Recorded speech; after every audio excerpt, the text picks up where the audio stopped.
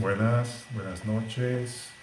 buenos días y buenas tardes para todos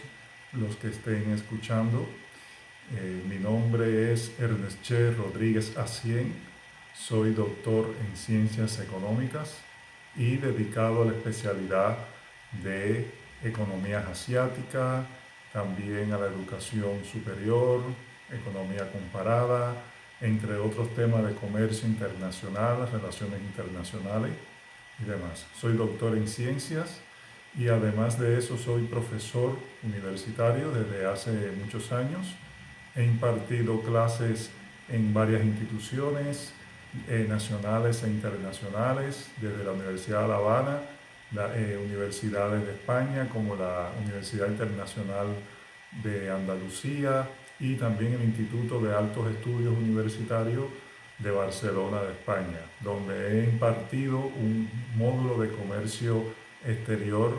de China, entre otras, también en otras instituciones, otras especialidades. Aquí quería, primeramente, después de presentarme en este Congreso de Educación y Paz, tan interesante en estos tiempos, tan importante para todos nosotros, eh, hablar de algunas temáticas que son vitales en estas circunstancias que nos estamos viviendo, circunstancias tan difíciles y complejas como el coronavirus, lo que ha hecho también es agravar más las situaciones de los diferentes países desde el punto de vista no solo económico, sino también social y educativo. Lo primero que hay que tener en cuenta antes de hablar de toda esta temática es que la paz como la educación son dos factores fundamentales a la hora de hablar de estos temas vitales como lo que es en una sola parte educación y paz. Mi ponencia, o sea, de forma muy sintetizada, y es lo que me quiero referir hoy, es sobre la educación y sus puntos claves en la paz para el bienestar social y humano en cuanto a las sociedades de los diferentes países. Cuando hablamos de educación y paz, nos estamos refiriendo a varias dimensiones dentro del fenómeno social. Y no se puede dejar pasar por alto que aunque en algunos países que están en paz,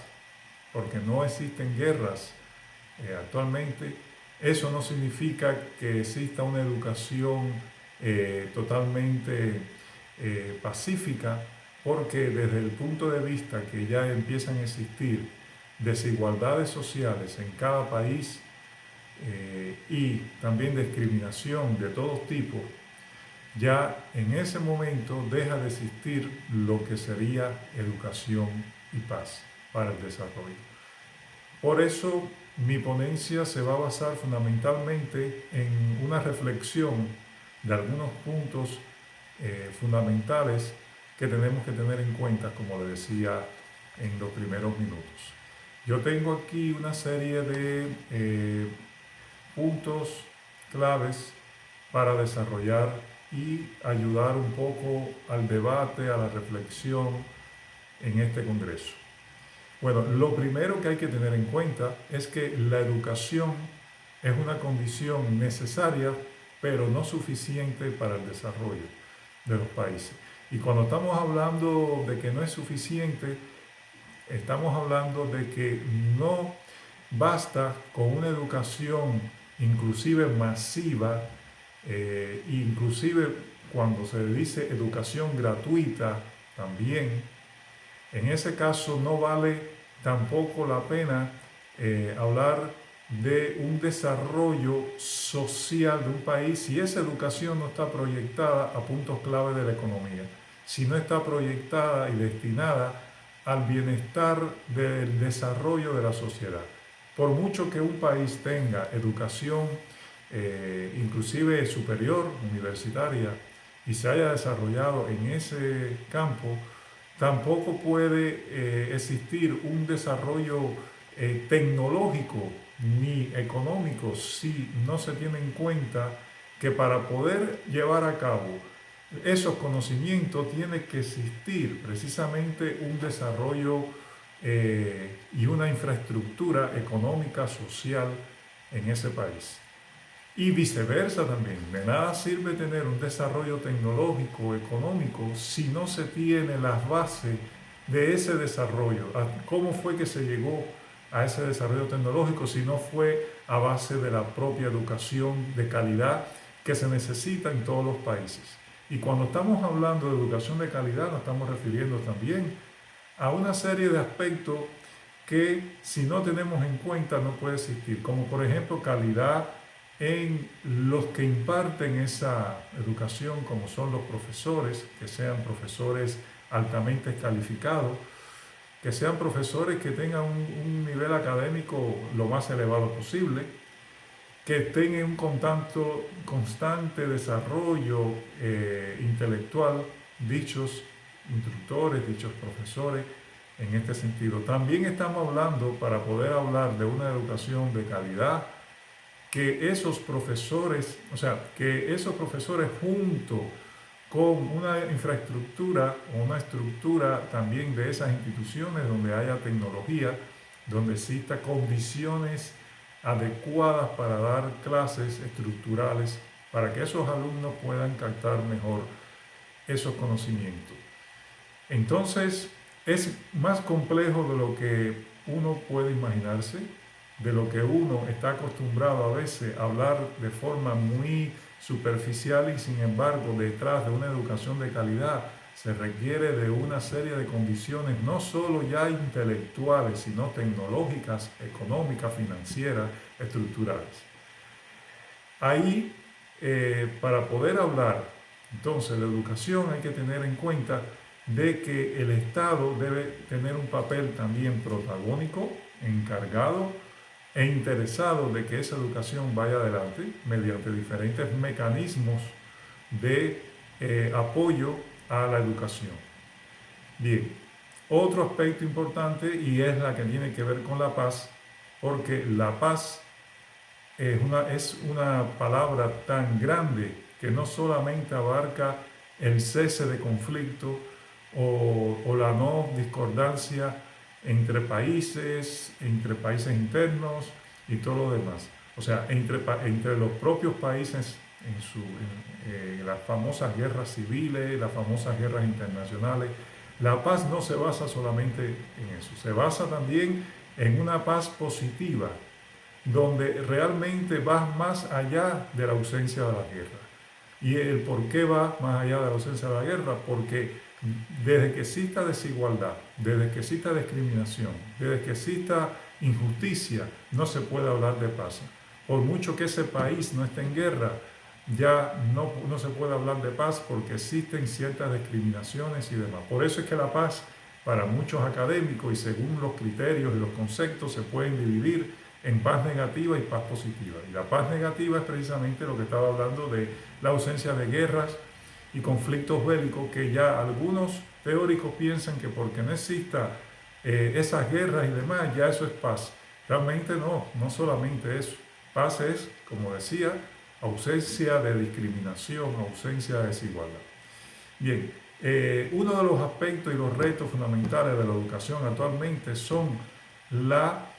situación económica de los países, los costos de la educación por alumno, y aquí estamos hablando de financiamiento de la educación superior, el porciento de renta que tengan las personas y los recursos destinados a la educación, y también el porciento de renta no solo individual, sino del Estado, dedicado a la educación. Y ahí estamos hablando ya de problemas con la educación superior que dependen de algunos factores. También podemos estar hablando de las fuentes de financiamiento de la educación. Son tres fundamentalmente, como todos conocemos, que es la pública, con el Estado, las privadas, las universidades privadas, las organizaciones privadas, y el sector externo con apoyos de instituciones financieras internacionales, como es el Banco Iberoamericano, Banco Mundial o la UNESCO y todas, con la ONU y todas las demás. Bueno, La tendencia a la educación superior en muchos países, sobre todo por región en América Latina, como sabemos, está bastante deficiente, preocupante, porque no se le ha brindado el apoyo económico financiero ni la voluntad política de los gobiernos para que se desarrollen esta educación en América Latina. Por ejemplo, los retos hoy de América Latina en cuanto a la educación y el financiamiento de la educación son varios, como por ejemplo aumento, o sea, hay algunos factores que han empeorado esto, como el aumento de la privatización, insuficiente financiación pública por parte del Estado, falta de acceso, o sea, acceso de inscripción de los más desfavorecidos a la educación, escasos producciones técnicas científicas también en este sentido y otros factores que, como todos sabemos, están influyendo en esto. Una de las condiciones que tenemos que incrementar, y ya no solo estamos hablando de América Latina, sino en el mundo, es incrementar los recursos públicos para la educación, estrategias que debe usar el Estado en los mismos, incremento de los créditos educativos también, mayor fuente de financiación debe apoyarse en el Estado y los fondos públicos y privados deben converger. O sea, estamos hablando de que los fondos públicos y los privados deben tener una sintonía para juntos arar o ir hacia un mismo objetivo común. Entonces, bueno, un poco concluyendo este resumen, el tema es muy complejo, muy amplio, pero bueno, respetando el tiempo también de exposición y queriendo dar algunos puntos clave, la educación para la paz, que es el objetivo de este Congreso y de esta ponencia, es parte de los derechos humanos, por supuesto, es parte de la ONU y hace responsable a los gobiernos, a los dirigentes de los países del mundo, de las diferentes regiones y países. Aquí la UNICEF, la UNESCO también juegan un papel fundamental. Por ejemplo, están también por otra parte y los objetivos del milenio, en este caso de la UNICEF, los derechos del niño, porque no solo podemos hablar de educación superior de calidad, sino hay una educación primaria, ¿verdad? Que es la que comienza con los conocimientos básicos de las personas, de los seres humanos. Y aquí en este caso, la educación para la paz, uno de los objetivos también que debe tener es la socialización de valores y conocimiento para la humanidad. En este caso, la educación también tiene que ver, para la paz, tiene que ver con la lucha contra la violencia de género, contra la discriminación racial y contra todos los tipos de discriminaciones que existen. Entonces, un poco a modo de conclusión, quería expresar que la educación para la paz hoy más que nunca tiene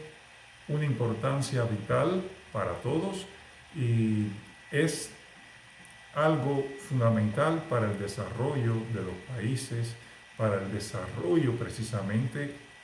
de la economía internacional, para el desarrollo social, sobre todo del mundo entero. Hasta aquí mi exposición, muchas gracias, espero le haya servido, cualquier duda, cualquier comentario, estoy disponible. Muchas gracias.